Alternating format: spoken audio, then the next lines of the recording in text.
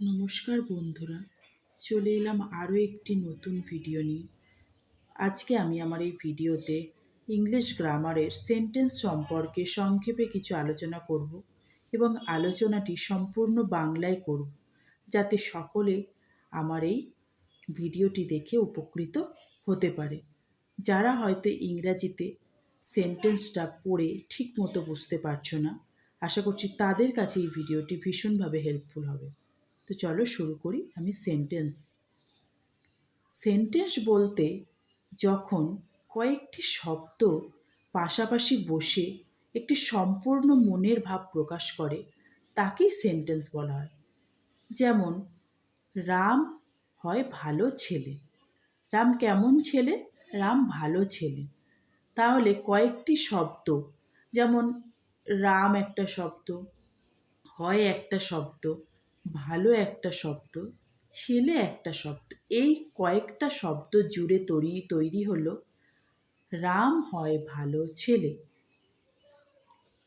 তাহলে কয়েকটি শব্দ যখন পাশাপাশি বসে একটি মনের ভাব প্রকাশ করে, তাকেই সেন্টেন্স বলে। এই সেন্টেন্সের আবার দুটি অংশ, একটা হলো সাবজেক্ট ও প্রেডিকেট। এখন আমরা জানব সাবজেক্ট কি। সেন্টেন্সের দুটো অংশ, সাবজেক্ট, প্রেডিকেট। এবার আমি জানব সাবজেক্ট কি, প্রেডিকেট কি।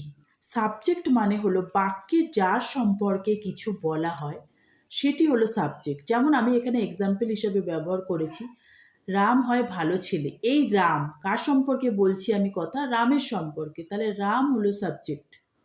আর কি বলছি?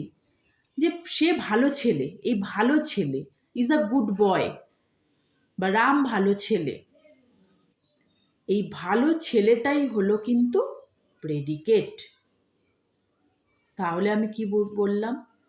যে বাক্যে যার সম্পর্কে কিছু বলা হয় সেটা হলো সাবজেক্ট, আর যা বলা হয় সেটা হলো প্রেডিকেট। রাম ভালো ছেলে, এক্ষেত্রে রাম হলো সাবজেক্ট আর ভালো ছেলে হলো প্রেডিকেট। আমি আমার ভিডিওটি আর বড় করছি না, এখানেই শেষ করলাম। এর পরের ভিডিওতে আমি বাক্যের ভাগ বা প্রকারভেদ সম্পর্কে আলোচনা করব। আশা করব সেই ভিডিওটি তোমাদের কাছে ভীষণভাবে হেল্পফুল হবে। আজকে আমি আমার ভিডিওটি এখানেই শেষ করলাম।